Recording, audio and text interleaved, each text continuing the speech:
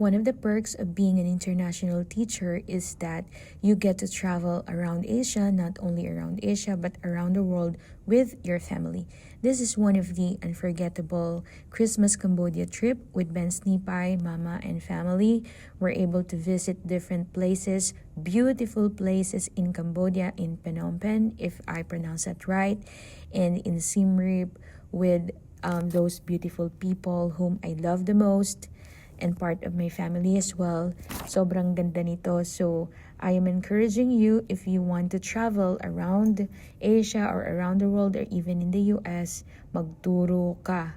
But, of course, paano ka magtuturo? You have to start now. Kumilos ka. Wag lang puro imagining na pupunta ka sa abroad o magtuturo ka. Medyo mahirap, medyo challenging, but the rewarding part is kasama mo yung pamilya mo, kasama mo yung anak mo, yung asawa mo na nagta-travel together.